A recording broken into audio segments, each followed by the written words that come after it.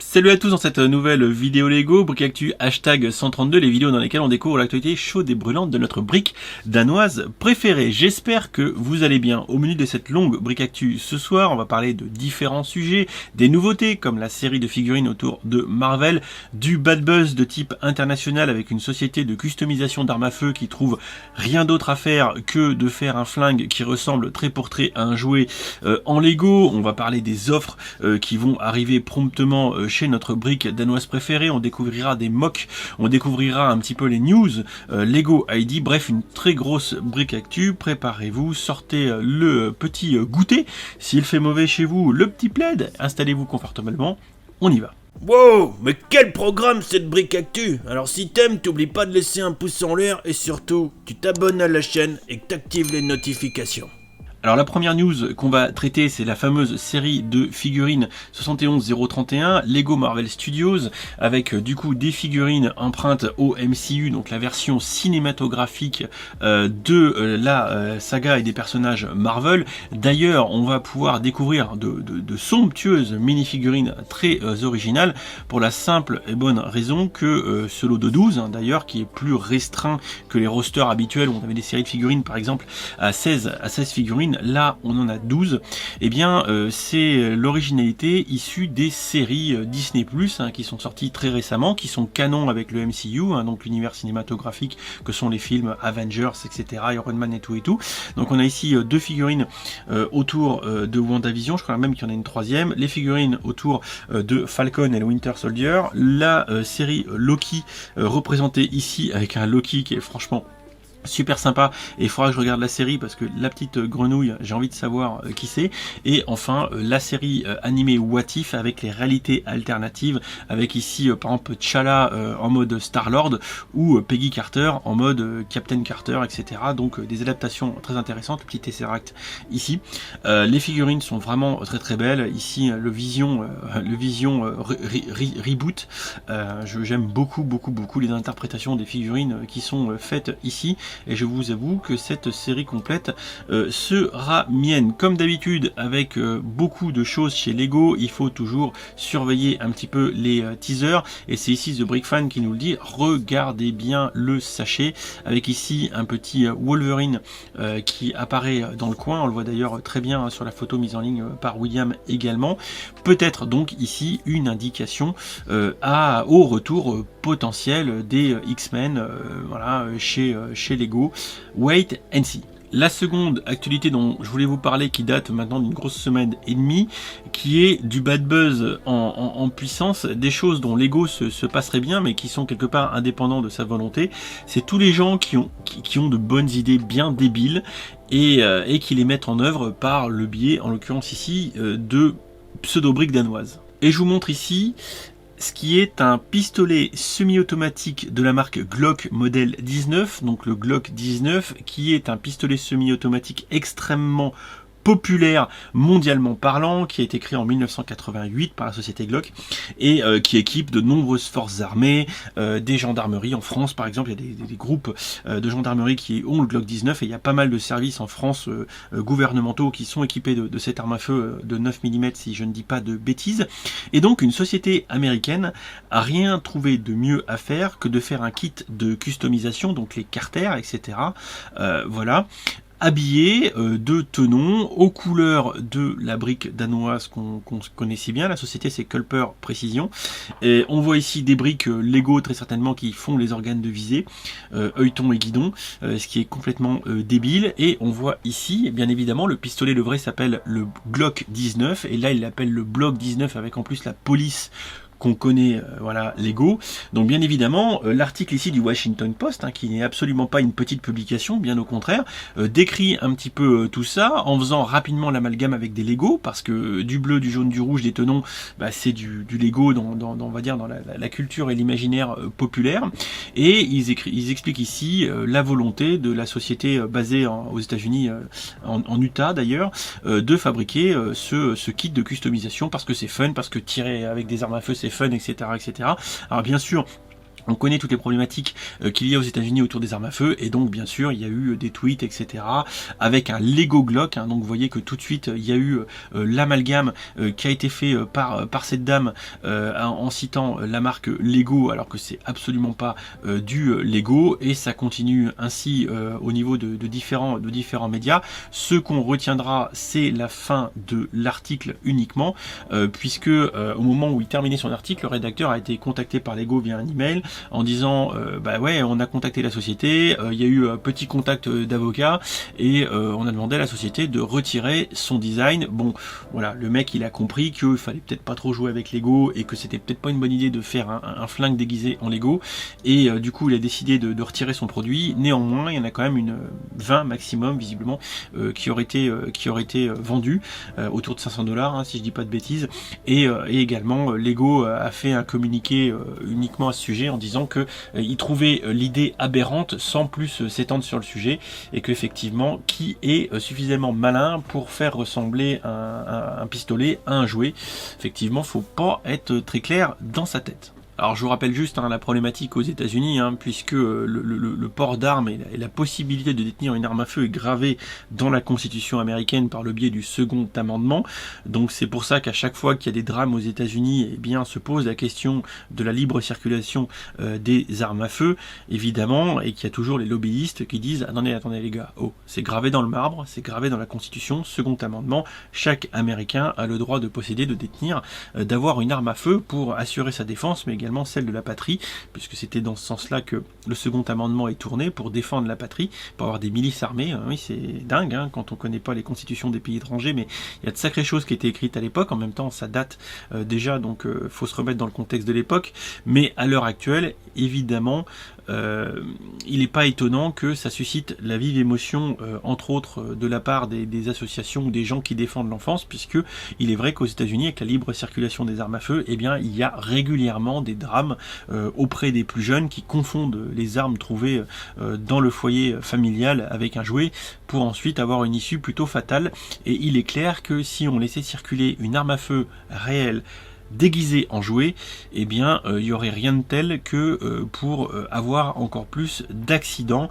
On peut voir dans ce cas-là que Lego a quand même visiblement réagi promptement pour faire une mise en demeure de ce constructeur, pour lui interdire gentiment de continuer à produire ce kit.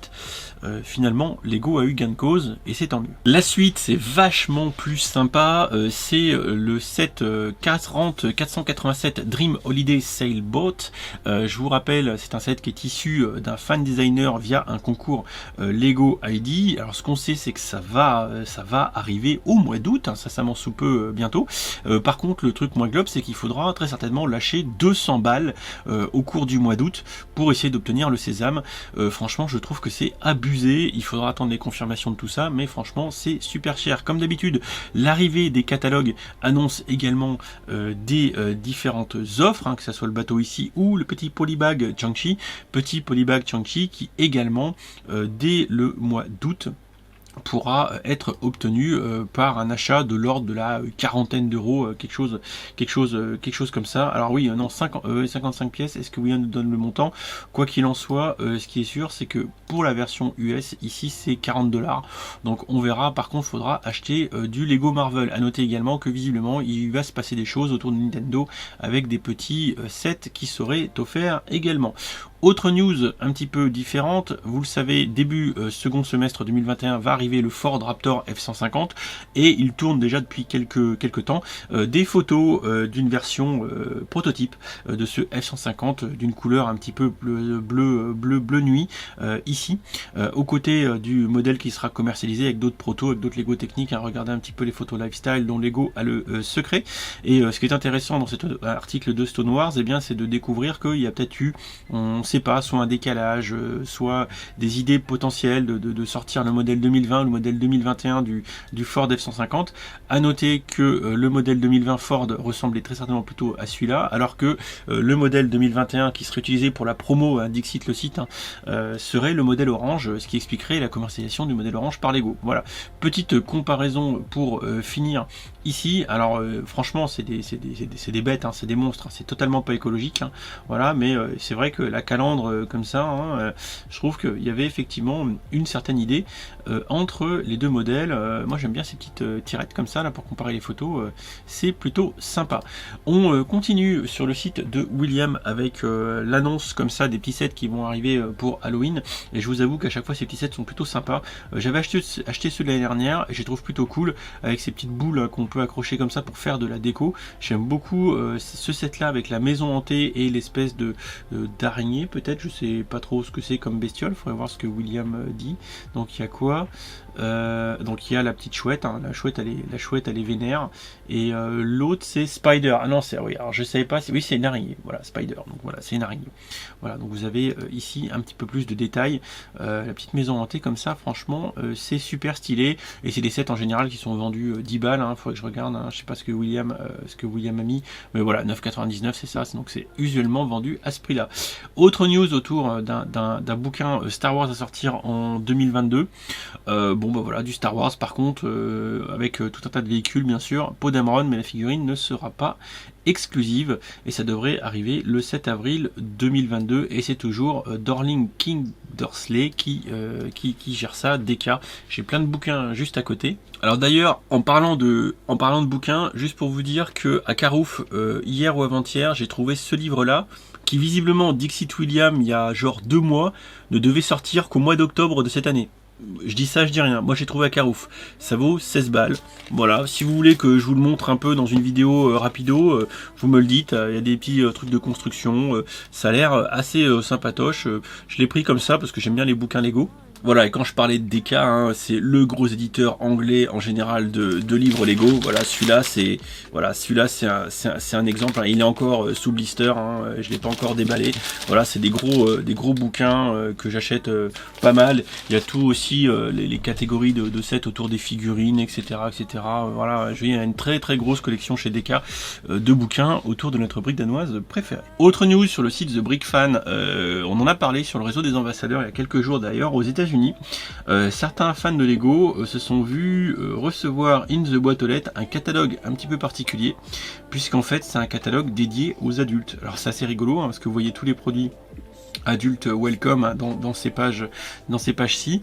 Donc Lego serait certainement en train de plancher sur un nouveau type de catalogue plutôt axé personnes adultes. Donc voilà, ça montre bien à quel point Lego cible le portefeuille des gens comme moi, comme vous, qui ont des pépettes, et avec les sets un petit peu les plus chers du catalogue.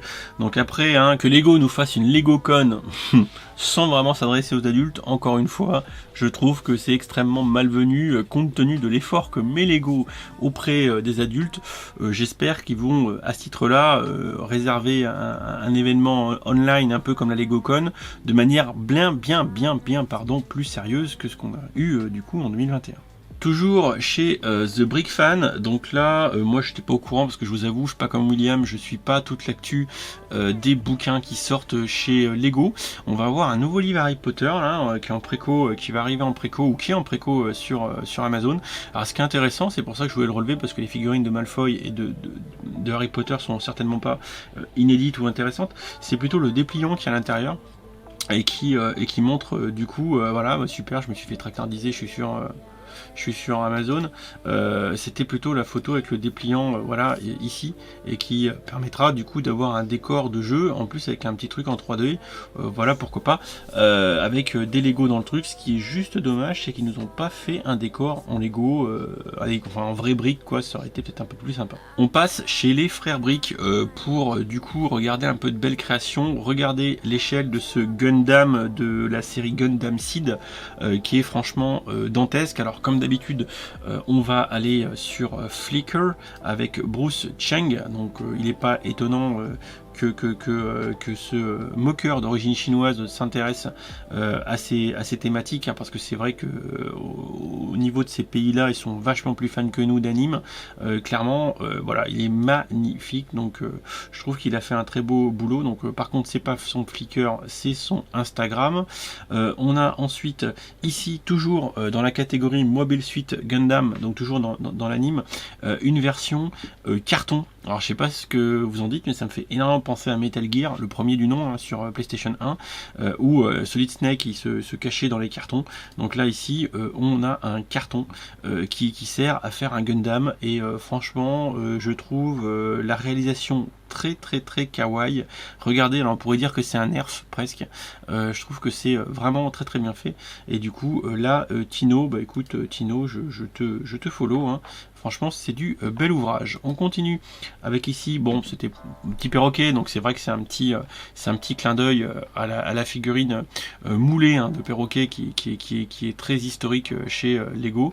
Et on est ici sur le compte de Baltical Go Mock, voilà, que je vais follow aussi, qui fait plein de petites choses plutôt sympa sur son feed, hein. Il n'a pas grand chose sur son feed, mais il a des choses plutôt sympas. Encore une fois, il y a du talent. On continue ici avec quelque chose d'énorme. Alors c'est énorme, le truc fait 6 pieds de long, je crois qu'il y a une tétrachier de pièces du genre 75 000, voilà, 6 pieds de long, motorisé avec les lumières et tout le tout team. Voilà, je vous mets le lien, hein, bien sûr vous aurez dans la description de la vidéo tous les liens vers le bordel. C'est juste colossal, et vous avez même une vidéo, hein, qui montre un peu comment il l'a fait. Franchement c'est assez dantesque. Je continue toujours dans la partie dantesque avec un mock de Jack Carson, qui est visiblement habitué aux gros avions. Alors c'est pas compliqué, il a fait un A380 de la compagnie Emirates, et le machin est énorme. Voilà, je pense que vous allez comprendre pourquoi je vous dis que le truc est énorme. C'est colossal, du style colossal, et sur son Flickr, je vais le suivre, Big Planes, il a déjà fait un Air Force One, donc autant dire que le garçon il a un petit peu de bagage, et vous voyez qu'il a fait le luxe de faire les différents planchers de l'avion, avec le plancher entre guillemets rez-de-chaussée où il y a déjà beaucoup de gens, et le plancher ici supérieur, qui est voilà, c'est franchement bien fait. Il y a même la partie, donc là la partie où il y a l'escalier qui monte à l'étage, et la partie un petit peu plutôt luxueuse, bar et tout, qui est à l'étage, je crois. Voilà, donc franchement c'est très stylé. Et si vous allez voir ces autres réalisations, bah ça vous montre un peu ce que c'est que de faire du très grand en Lego. Et je pense que c'est pas facile, parce qu'il y a quand même des contraintes mécaniques qui sont non nulles au regard du poids de la structure, et pour que ça se tienne sans se péter, ouais, quand même, vous voyez, hein, les ailes, bon après je sais pas si c'est parce qu'il a un grand angle ou quoi, et que ça déforme un peu la photo, mais franchement c'est bien joué quoi. Enfin, petit débrief Lego ID avec les projets qui ont atteint les 10 000 en ce moment. On est, sauf erreur de ma part, dans la deuxième phase de review de 2021 qui s'achèvera à la fin de l'été.